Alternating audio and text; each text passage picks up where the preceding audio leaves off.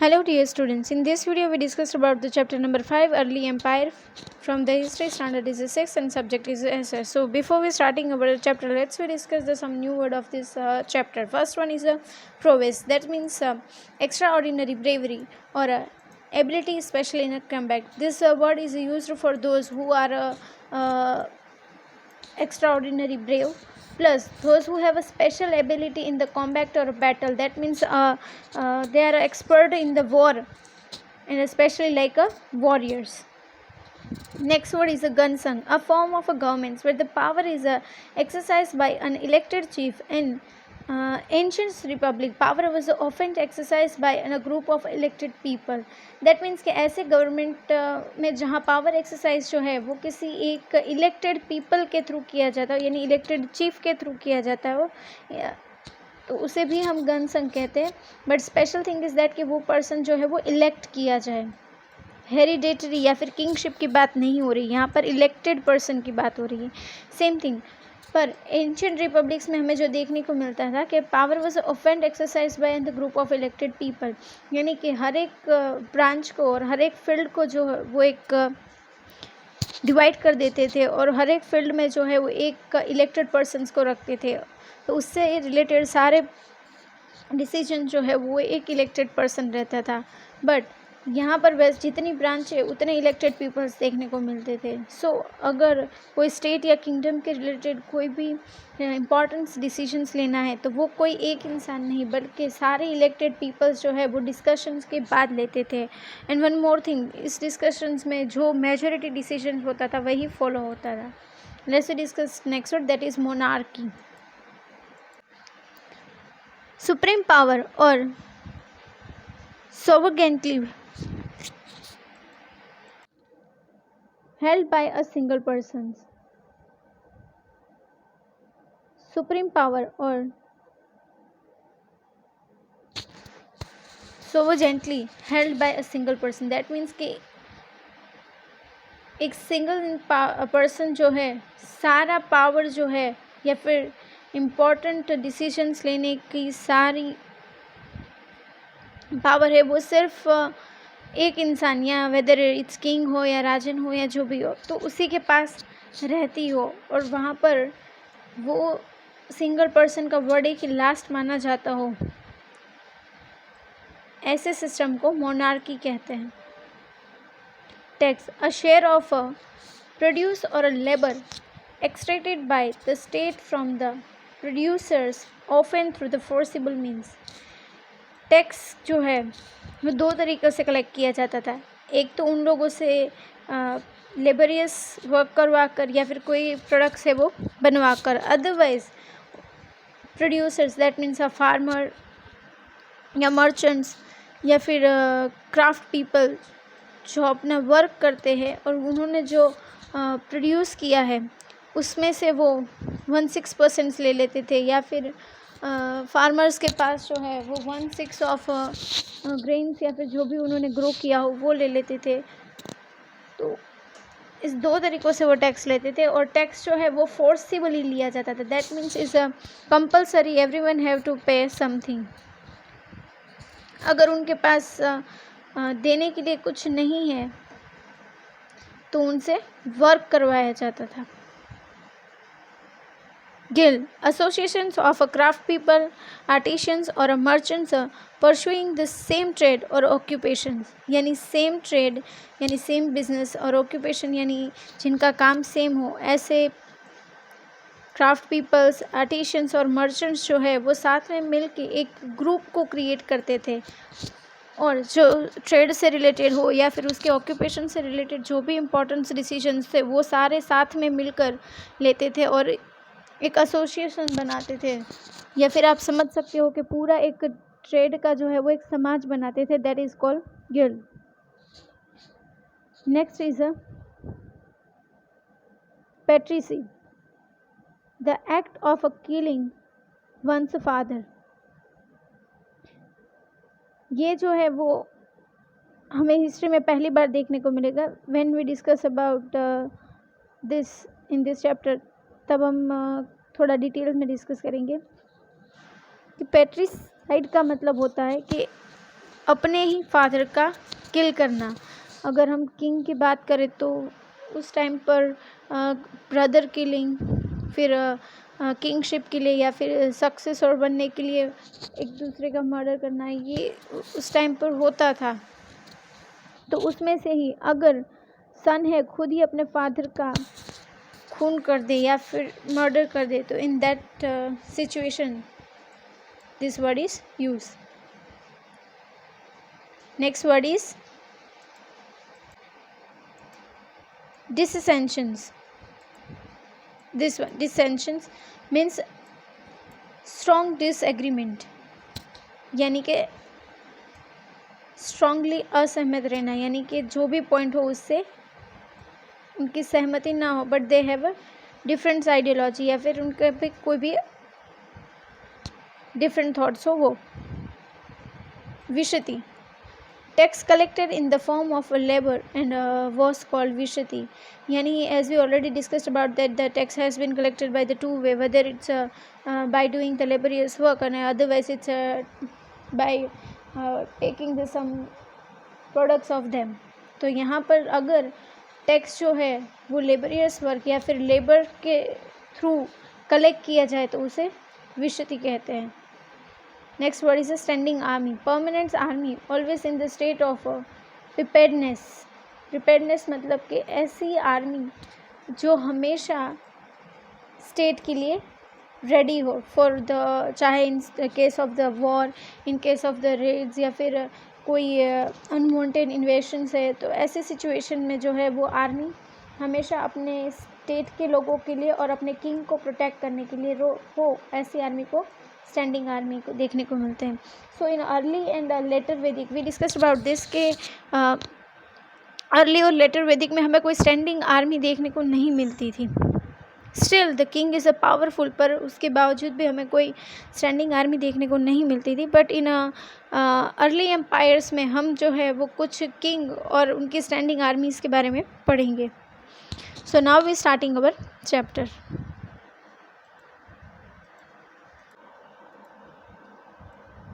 Early empire. So in the last chapter we discussed about the Vedic age. So after Vedic age now the early empires have start. Early means पहले के, और empire means के जहाँ emperor का राज हो, ऐसा, या empires को आप state, kingdom इस तरह से आप काउंट कर सकते हो। तो यहाँ पर हम कुछ खास स्टेट और या फिर कुछ खास एम्पायर और किंगडम के बारे में पढ़ने वाले हैं, और कुछ इम्पोर्टेंस किंग के बारे में भी डिस्कस करेंगे। So first we discuss the big ideas, that means what the topic that's we are in this chapter. Janapada and mahajanapada. Janapada को इन शॉर्ट आप समझ सकते हो, हम अभी जनपद मतलब होते हैं स्टेट, और महाजनपद मतलब अ ग्रेट स्टेट या फिर great kingdom.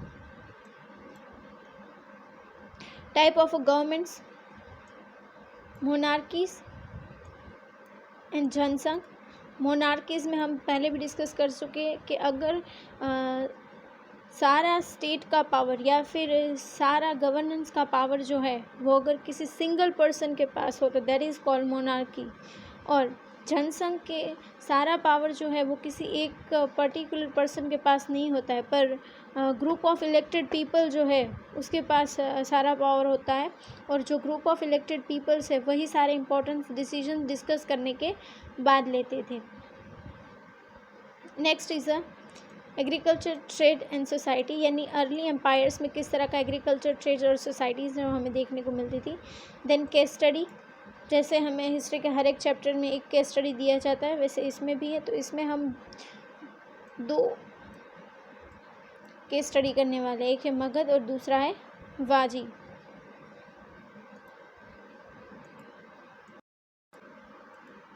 Now we discuss the history maker. Panini was a grammarian in ancient India 5th और 4th century BC, यानी 4th और 5th century में हमें जो है एक ग्रामेरियन देखने को मिलते थे, उनका नाम था Panini. His Ashtadhyayi is the oldest surviving work on the Sanskrit grammar, वो ग्रामेरियन थे, बट वो किस लैंग्वेज के थे? संस्कृत के। तो उनका जो बेस्ट ऑफ वर्क है जो अभी भी सर्वाइव कर रहा है, that is Ashtadhyayi. It sums up the rules of a Sanskrit grammar in a 3996 सूत्र और highly compressed and condensed statements, यानी कि बहुत ही जटिल स्टेटमेंट्स जो है वो उन्होंने संस्कृत ग्रामर में दिए थे, यानी उनका है एलोब्रेट्स किया था, उनको समझाया था और उन्होंने उसे एक्सप्लेन भी किया था।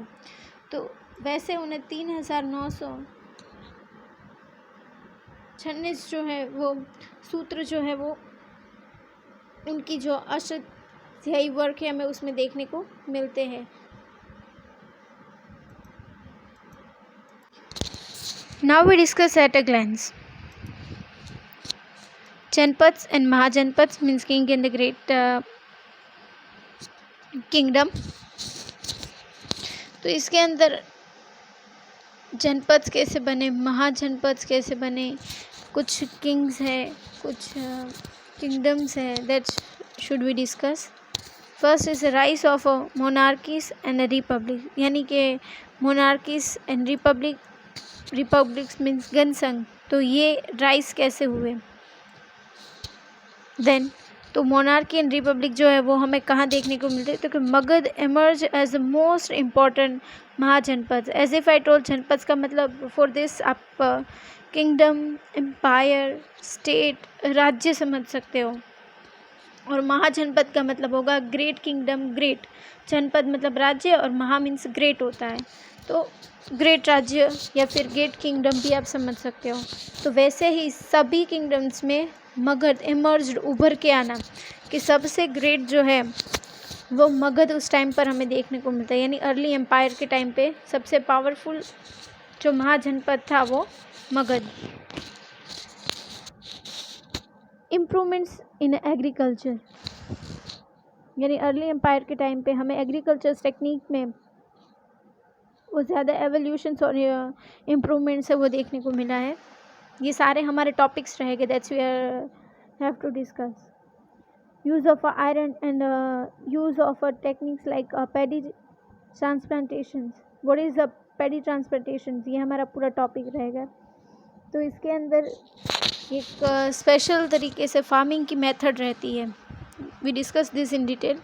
Then iron, later Vedic period is known as a discovery of the iron. तो हमें लेटर वैदिक पीरियड में आयरन की डिस्कवरी तो हो गई थी, तो लेटर के बाद अब डायरेक्ट अर्ली एम्पायर्स आए, जिसकी वजह से वो आयरन से इंट्रोड्यूस तो थे, इसी की वजह से आयरन का जो यूज़ है वो हमें अर्ली एम्पायर्स में ज़्यादा देखने को मिलता है, और उसकी बनी हुई टेक्निक्स भी।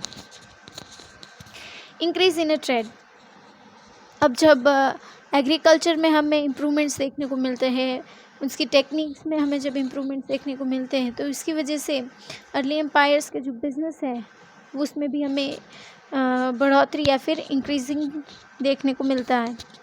Formation of merchant guilds, guilds मतलब एसोसिएशन या फिर समाज भी आप समझ सकते हो, कि ट्रेड बिजनेस इंक्रीज़ होने की वजह से मर्चेंट्स जो थे उन्होंने अपना पूरा एक समाज और अपनी एक एसोसिएशन बना ली।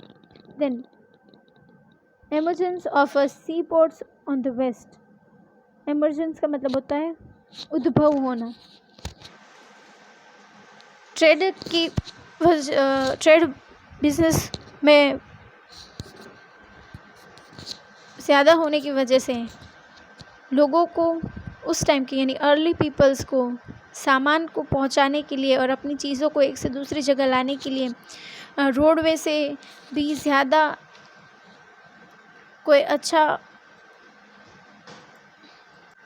और आसान तरीका चाहिए था, तो वो था सी पोर्ट, और जिसकी वजह से है वो कोस्टल्स एरिया में हमें वो सी पोर्ट्स देखने को मिलता है। And our last topic that is religious changes, यानी किस तरह के रिलीजियस चेंजेस जो है वो हमें अर्ली एम्पायर्स में देखने को मिल रहे हैं। वो वर्ण सिस्टम या फिर इसे आप क्लास सिस्टम भी कह सकते हैं, जो हमने लेटर वैदिक पीरियड में और अर्ली वैदिक या फिर वैदिक एज के टाइम पर जो हमें वर्ण सिस्टम देखने को मिलती थी, वही वर्ण सिस्टम जो है वो अर्ली एम्पायर्स में भी फॉलो होगी। Rise of Jainism and Buddhism. देखो, जब वर्ण सिस्टम फॉलो होने की वजह से रिलीजियस स्ट्रक्चर जो है वो थोड़ा रिजिड और some peoples are the disappoint with this system, so उसी की वजह से कुछ लोग जो है वो दूसरे धर्म की ओर मुड़े, जिसकी वजह से जो है जैनिज्म और बुद्धिज्म जो है वो इंडिया में एक्सटेंड हुआ। तो ये हमारे सिर्फ टॉपिक्स रहेंगे that's we are discuss. Now we discuss our first topic, that is introduction part of this chapter. In a chapter 4, we read how in the early Vedic period that the Rajan was chosen by the Jana people. In early Vedic period की जब हम बात करें तो early Vedic period में जो है वो राजा को पीपल के थ्रू इलेक्ट किया जाता था। यानी अर्ली वैदिक पीरियड में जो राजन की पोजीशन थी वो हेरिडेटरी नहीं थी, while in the letter Vedic period this is a hereditary, that means कि राजन का बेटा ही राजन बनता था। This system has been not followed in the early Vedic period, so that we are already learn and discuss in the chapter number 4. One more things, इसे आप जन या फिर जना भी कह सकते हो, that means people. In a later Vedic period और अर्ली वैदिक पीरियड जब हमने डिस्कस किया था तब हम जना के बारे में बहुत ज़्यादा डिस्कस किए थे, तब हम उसे ट्राइब में लेते थे, that means a group of a people. But around the 600 BCE, change took place in the manner in which these Rajans were chosen. But after 600 BCE, राजन को चूज़ करने की जो मेथड थी या जो मैनर था या जो वे था, उसमें भी हमें चेंजेस देखने को मिलते हैं।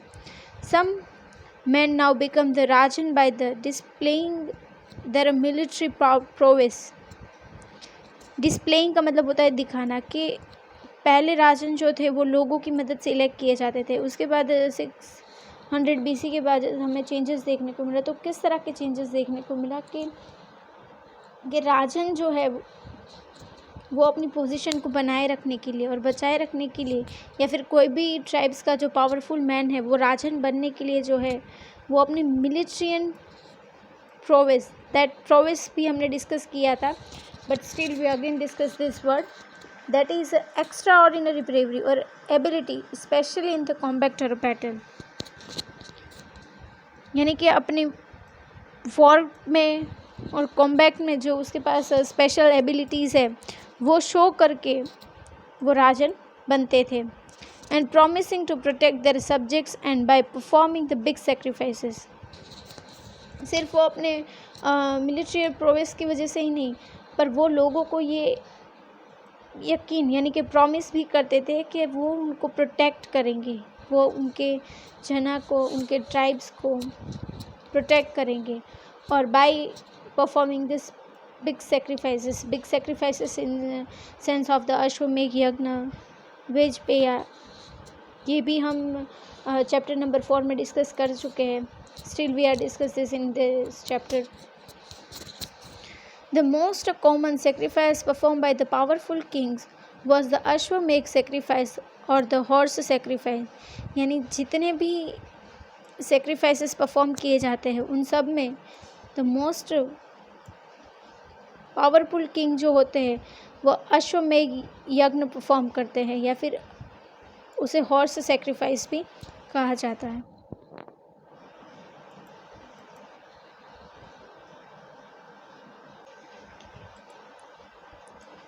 Connect to history. The Ashwamedh or the horse sacrifices was an important royal rituals mentioned in the Vedic text। यानी वैदिक टेक्स्ट में मेंशन किए गए सेक्रीफाइसेस में द मोस्ट इम्पॉर्टेंट और जो रॉयल रिचुअल्स आप कह सकते हो, रिचुअल्स मीन्स रिलीजियस सेरेमनी, उसमें से एक था अश्वमेघ यज्ञ। As if I told in the chapter number 4 discuss किया था तब कि अश्वमेघ यज्ञ जो है वो भगवान राम ने भी परफॉर्म किया था, तो इसे एक रॉयल रिचुअल्स माना जाता है। It was conducted by the king to show his military strength. यानी अश्वमेध यज्ञ जो है वो किंग के द्वारा किया जाता है शोकेस यानी दिखाने के लिए अपनी मिलिट्री स्ट्रेंथ यानी अपनी मिलिट्री और अपनी आर्मी, उनकी आर्मी कितनी पावरफुल है ये शो करने के लिए वो अश्वमेध यज्ञ जो है परफॉर्म करते हैं। A horse was set loosen to roam around for a period of 1 year, यानी कि एक हॉर्स को सिलेक्ट किया जाता है, फिर उस घोड़े को रोम around for a period of 1 year यानी 1 साल के लिए उसे आसपास के इलाकों में खुला छोड़ दिया जाता है। If the horse wandered into the kingdom of other kings and they supported, they had to fight the king whose horse that had stopped, यानी अगर कोई स्टॉपेड यानी अगर वो हॉर्स को रोकते हैं कोई भी किंग, जब हमने 1 साल के लिए हॉर्स को खुला छोड़ दिया है तो मे बी इट्स हैपन कि वो वांटेड यानी घूमता घूमता दूसरे किंग के किंगडम में चला जाता है। तो ऐसी सिचुएशन में अगर उस किंगडम के किंग जो है वो इस सेक्रीफाइस परफॉर्म किए गए हॉर्स को रोकते हैं तो उनको सेक्रीफाइस मतलब जिस किंग ने अश्वमेध यज्ञ परफॉर्म किया है उसके साथ उसको कंपलसरी फाइट करनी पड़ती है। If they allowed the horse to pass, it means that they accept the authority of the Rajan who performed the sacrifices. और अगर वो हॉर्स को स्टॉप नहीं करते हैं और अलाउड टू हॉर्स पास यानी कि हॉर्स को अगर अपने राज्य में से पास या फिर अपने किंगडम में से पास होने की परमिशन दे देते हैं तो इसका मतलब ये होता है कि जिस किंग ने अश्वमेध यज्ञ परफॉर्म किया है उसकी ऑथोरिटी को वो क्या कर रहे हैं, एक्सेप्ट कर रहे हैं, यानी उनको वो खुद से ज़्यादा पावरफुल एक्सेप्ट कर रहे हैं। This sacrifice was an occasions for the king to receive the main gift from the neighboring kings who came as a spectators,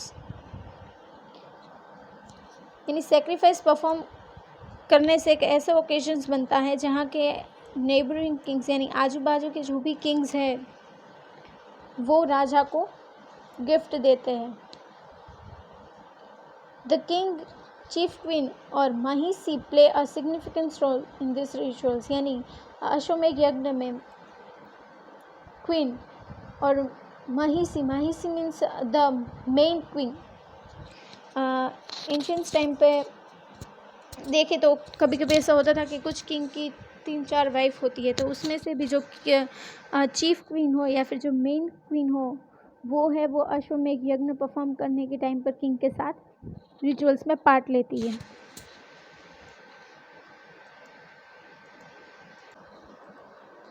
Our next topic, that is Janpads and Mahajanpads. The king who performed this big sacrifice gradually come to be recognized as the king of a Janpads rather than a Janas, यानी public की जनास means people की permission हो या ना हो या people चाहे या ना चाहे, पर जब भी कोई king this big sacrifice means अश्वमेध यज्ञ परफॉर्म करता है तो वो किंग जो है वो जनपद की पोजीशन पे आ जाता है और उनका जो किंगडम है उसका वो ऑटोमेटिकली किंग या फिर राजन बन जाता है। Janapad were literally the foothold of the jana, यानी जनपद जो है उनका जना मीन्स पीपल, फुट होल्ड यानी अपनी पीपल पर बहुत ही मजबूत पकड़ होती है। The territory where the Janas settle down the रेसिडेंटेड,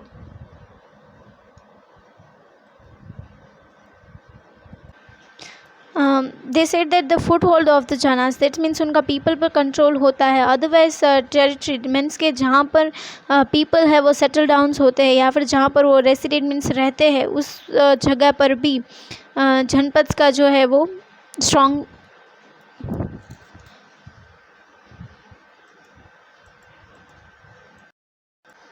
influence रहता है। एज द जना become the identified with the particular territories, Rajan of the Janas become the king of the kingdoms or the Janpads. As if I told, Janpads का मतलब होता है kingdom. देखिए kingdom और जनपद, यानी कि जहाँ पर जना रहती है और जना पर अगर किंग का या फिर राजन का बहुत ही स्ट्रॉन्ग इन्फ्लुएंस या फिर उनकी बहुत ज़्यादा पकड़ मजबूत हो, यानी उनके पूछे बगैर अगर कोई इम्पोर्टेंट से डिसीजंस ना लिए जाते हो, तो ऐसी पोजीशन में राजन जो है वो उस टेरिटरी के किंग बन जाते हैं और वो टेरिटरी जो है वो ऑटोमेटिकली उनकी किंगडम और जनपद बन जाती है। तो ये तो हमने डिस्कस किया जनपद। Now we discuss about the mahajanapads. There were several Janpads named after the tribes or the Jana who lived there.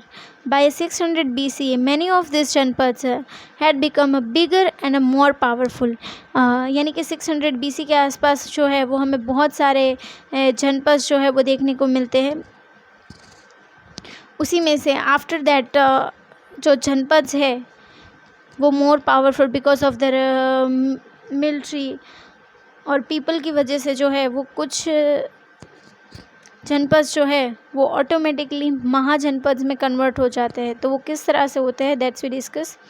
They involve into the larger political entities now known as the mahajanapada और the great kingdom. That means के larger political entities यानी उनका जो political influence है, फिर military की जो पकड़ है या और राजा का जो भी पॉलिटिकल व्यू है वो as compare to other state अगर पावरफुल हो और अच्छा हो तो उनका जो जनपद है वो ज़्यादा डेवलप्ड होता है और वो automatically as compare to other जो है वो बिग हो जाता है और दैट इज़ कॉल्ड महाजनपद और द ग्रेट किंगडम। महा का मतलब होता है ग्रेट और जनपद तो ऑलरेडी हमें यहाँ दिया ही है किंगडम, दैट मीन्स वो किंगडम से ग्रेट किंगडम्स बन जाते हैं। Ancient Buddhist text tell us about the 16 great kingdoms and the republic और mahajanapadas that are flourished in the northwestern parts of Indian subcontinent around the 500 BC. These were considered as the earliest state in India. So now our chapter gets start कि कुछ जो हमें earliest state of the India के नाम जो है वो Buddhist text जो हमें मिले उसके अंदर 16 यानी 16 जो है वो ग्रेट किंगडम मतलब महाजनपद जो है वो देखने को मिलते हैं। यहाँ महाजनपद और रिपब्लिक यानी वो मे बी गण संघ राज्य भी हो सकते हैं या फिर mahajanapada, that means the single man take the all the decisions related to the state या फिर किंगडम। तो वो हमें कहाँ देखने को मिलते हैं, तो कि नॉर्थन साइड में, वो भी northern western part of the Indian सब कॉन्टिनेंट में, वो भी 500 BCE के टाइम पर। सो वो कौन से थे 16 great kingdoms, let's we discuss that. The 16 mahajanapads were यानी जो 16 महाजनपद जो थे उनके नाम काशी, कोसला, अंग, मगध, विदेह, मल्ला, चेडी, वत्स, कुरु, पांचाल, मत्स्य, Surasena, अस्माक, Avanti, Gandhara, and last is Kamboja. These 16 are the Mahajanpads or Great Kingdom. Of these many Mahajanpads, 4 emerged as the most important after year of infighting. They were the Magad, Vats, Avanti and Kosal. But within the 200 years, Magad had overtaken the other three. यानी इन सभी kingdoms में 4 kingdoms emerge का मतलब उभर के आए, तो 4 ऐसे किंगडम्स जो हमें देखने को मिले जो बाकी सभी किंगडम्स से बहुत ज़्यादा पावरफुल थे। तो वो 4 थे मगध, वत्स, अवंती एंड कौशल। पर इन चारों में भी 200 साल के अंदर मगध जो था उसने इन सबको ओवरटेक कर दिया। यानी one of the most powerful kingdom जो है या फिर महाजनपद जो है वो मगध देखने को मिला हमें।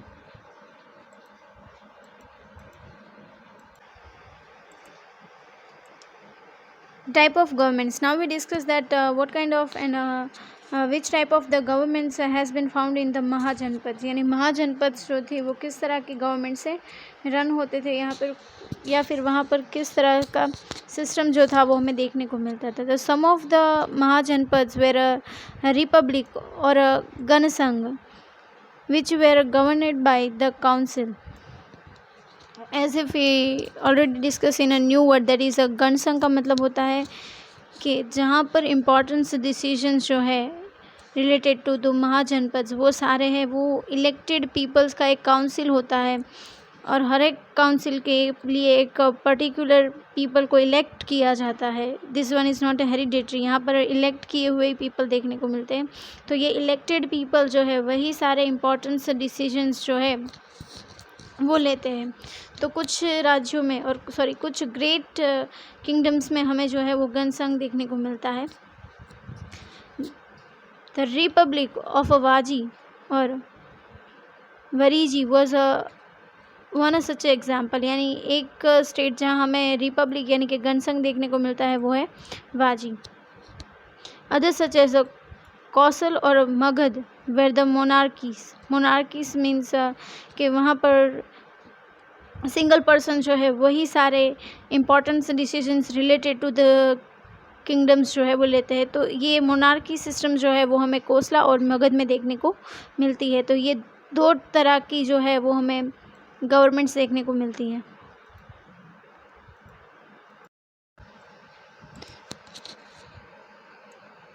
Monarchies, one of the type of the governments which has been found in the earliest empire and also in the Mahajanpads. The monarchical Mahajanpads were ruled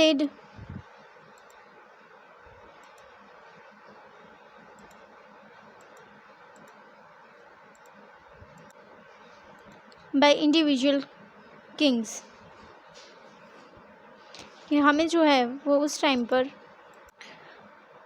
monarchical महाजनपद यानी कि जहाँ पर हमें मोनार्चीज देखने को मिलती है, वहाँ पर जो महाजनपद हैं वहाँ पर सिर्फ कोई एक इंडिविजुअल यानी ओनली एक ही किंग जो है वो रूल करते हैं।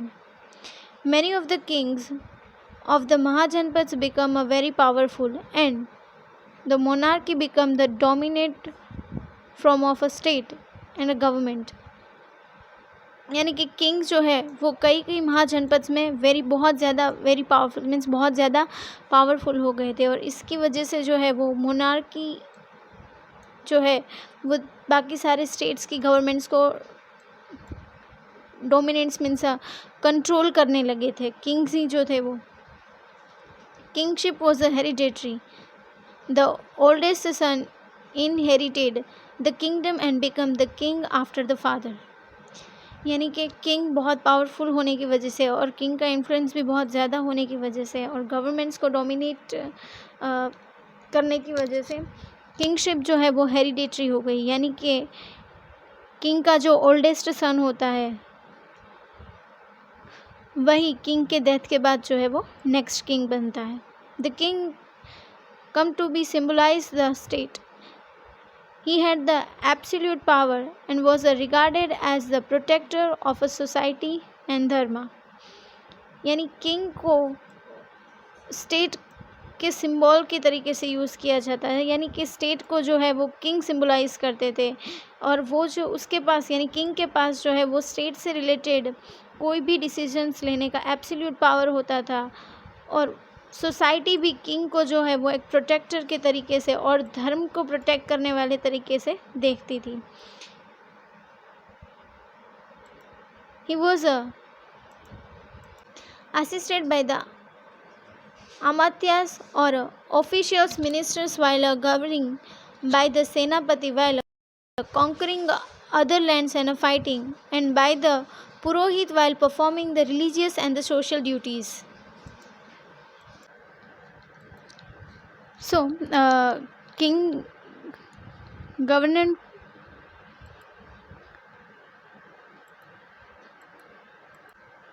किंग गवर्नमेंट्स को अच्छे से रन कर सके इसलिए उनको असिस्टेड यानी उनकी हेल्प के लिए 3 खास तरह के पोजीशंस और लोग होते हैं। एक होते हैं अमात्यास,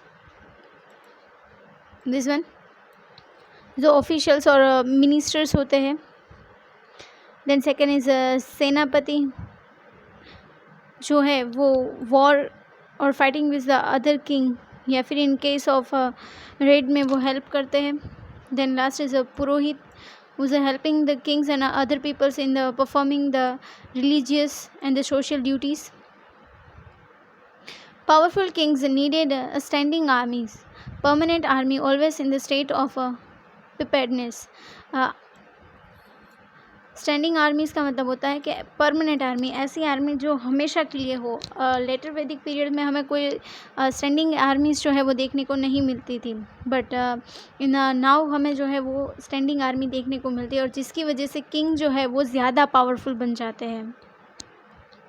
to conquer the other territories and to maintain order within the kingdoms, यानी कि किंग के हर एक वर्डिक को मानने के लिए आर्मी का यूज़ किया जाता है. अदरवाइज़ कॉन्कर का मतलब होता है जीतना, कि दूसरी टेरिटरीज़ को जीतने के लिए या फिर दूसरी टेरिटरीज़ के ऊपर चढ़ाई करने के लिए भी किंग जो है वो अपनी आर्मी का यूज़ करते थे.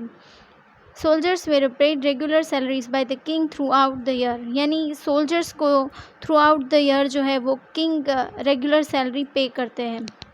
सम payments were in cash, obviously not in the paper money that we use today, but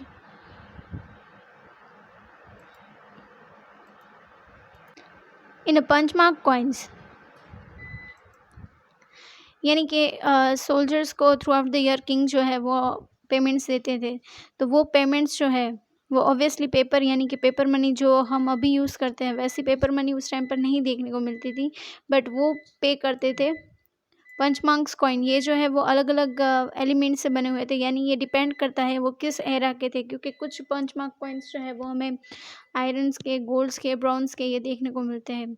तो यहाँ हम एक punch mark coins of the Magadh, यानी मगध जनपद का दिया है. This one is near the 6th century BCE. Where did the money from the payments of salaries come from? Now चलो that was clear that के soldiers को किंग जो थे वो पेमेंट्स देते थे, और वो पेमेंट्स है वो पंचमार्क कॉइन से होती थी. But still the question is that कि ये जो सैलरी थी सोल्जर्स की वो और जो मनी था वो आता कहाँ से था. The kings used income from taxes for paying the soldiers, maintaining the army, for builds the road and other welfare activities. यानी किंग जो थे वो जो पेमेंट्स सोल्जर्स को करते थे वो टैक्स के थ्रू लोगों से लेते थे. टैक्स जब हमने न्यू वर्ड्स डिस्कस किए थे तो उसके अंदर हमने टैक्स डिस्कस किया था कि टैक्स दो तरह के होते हैं, वेदर वो प्रोडक्ट्स के थ्रू भी ले सकते हैं और अदरवाइज लोगों के पास से वर्क करवा कर भी, या फिर पंचमार्क्स कॉइन के थ्रू भी उस टाइम पर प्रिफर किया जाता था. तो लोगों से मिलने वाले टैक्स को वो कलेक्ट करके फिर वो सोल्जर्स को पे करते थे, और उस टैक्स का यूज़ वो अपनी आर्मी को मेंटेन करने के लिए,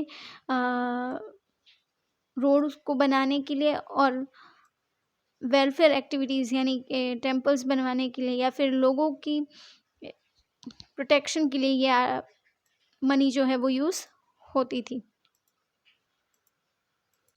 Now we discuss the second type of the government, that is run in a Mahajanpad, that is a republic or a Gansang. Mentions some of the Mahajanpads where the kingdom or a Rajyas ruled by the king. यानी कुछ महाजनपद और कुछ kingdom ऐसे थे, kingdoms को हम राज्य भी कह सकते हैं, कि जहाँ पर रूल यानी कि राज जो है वो किंग करते थे. अदर वेर गण और गणराज्य और गण सभा, यानी कि जहाँ पर अगर किंग रूल करते हो तो देयर इज़ मोनार्कीज देखने को मिलते हैं, पर जहाँ पर ये सिस्टम हमें ना देखने को मिलते हैं, पर जहाँ तो वहाँ हमें या तो गणराज्य और गण संघ जो है वो देखने को मिलता है. Term that are often translated as a republic, यानी इनका मतलब होता है republic. In each state, a group of people, usually male heads of a particular families, made all decisions together, meeting several times in an assembly that was called the gun.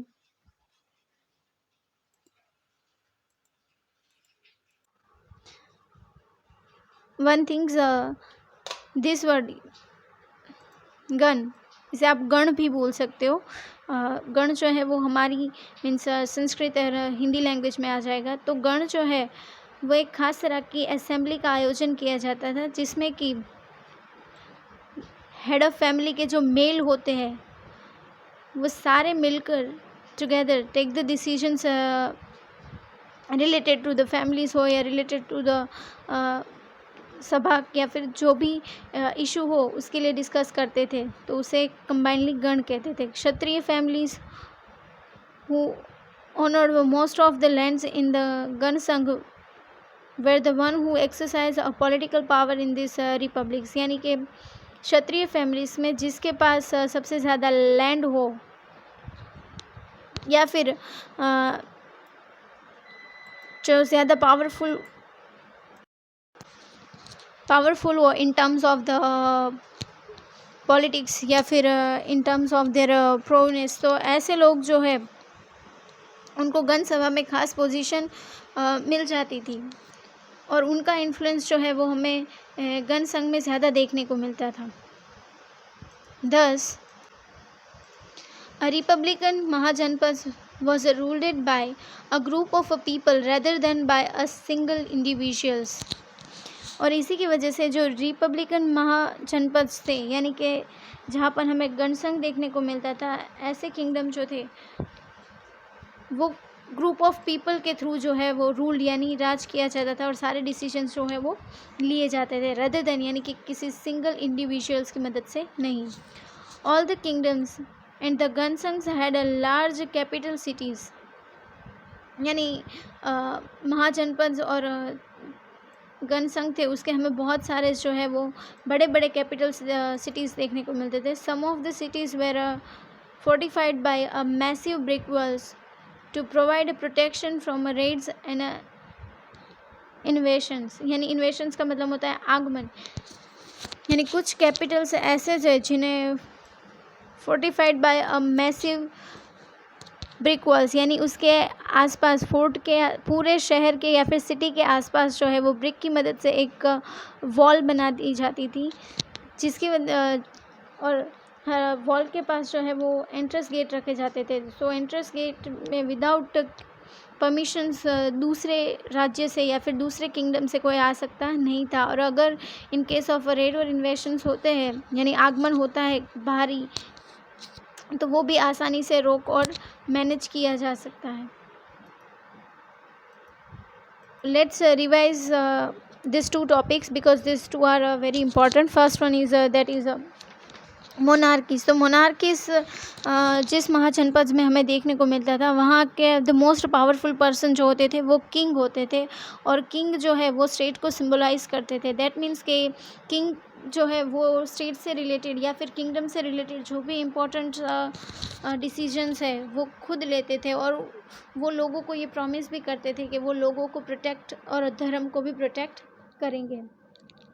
फिर king की help के लिए तीन तरह के खास positions जो है वो हमने डिस्कस थी। एक थी अमात्यास मीन्स ऑफिशियल्स मिनिस्टर्स, यानी हर एक कैबिनेट्स को हर एक काउंसिल को संभालने के लिए, हर एक कैबिनेट को संभालने के लिए एक मिनिस्टर को अपॉइंट किया जाता था, और ये अपॉइंटमेंट जो है वो किंग करते थे, क्योंकि सारे डिसीजंस जो थे वो सिर्फ किंग ही लेते थे। और यहाँ पर किंगशिप जो है वो हमें हेरिडेटरी देखने को मिल रही थी मोनार्कीज में। तो इन तीन में से अमात्यस जो थे वो ऑफिशियल्स मिनिस्टर्स, देन पुरोहित जो थे वो रिलीजियस रिचुअल्स और ड्यूटीज़ में किंग की हेल्प करते थे, और बाकी थे सेनापतिज और सेनानी, those who are helping the king's army. और वन मोर थिंग कि किंग के पास जो है वो हमें स्टैंडिंग आर्मी देखने को मिलती थी। Standing means a permanent army, और वही आर्मी की वजह से किंग जो है वो ज़्यादा और पावरफुल होते थे। और ये आर्मी को थ्रू आउट द ईयर जो है वो पेमेंट दी जाती थी, और ये पेमेंट जो है वो पेपर मनी के थ्रू नहीं but through the punch mark coins दिए जाते थे। और ये सारा जो टैक्स है वो लोगों से यानी कि कॉमन पीपल से वो फोर्सफुली कलेक्ट किया जाता था in terms of by doing some laborious work. Otherwise उनके प्रोडक्ट्स या फिर फार्मर्स है तो उनका 1/6 पार्ट जो है वो उनको देना पड़ता था, यानी उनका जो भी ग्रो किया हो, चाहे वो ग्रेन्स हो या जो भी हो, तो इस तरह से भी पेमेंट्स होती थी और इस तरह से टैक्स भी लिए जाते थे। Now we discuss the republic मतलब गण संघ। तो गण संघ में सारे डिसीजंस जो है वो कोई सिंगल इंडिविजुअल्स के हाथ में नहीं रहते थे, पर जिस राज्य में या फिर जिन महाजनपद में हमें गण संघ देखने को मिलता था, वहाँ हेड ऑफ़ द फैमिली जो मेल होते थे वो सारे मेल इकट्ठा होके आपस में डिस्कशन करके लोग हर एक डिस्कशन को में अच्छे से सुन और समझने के बाद जो है वो मेजॉरिटी जो आए वो डिसीजंस लिया जाता था, ना कि कोई सिंगल इंडिविजुअल्स के through.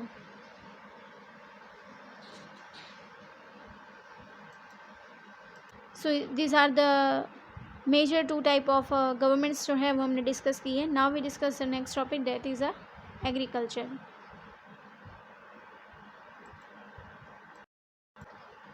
This discussed in a next video.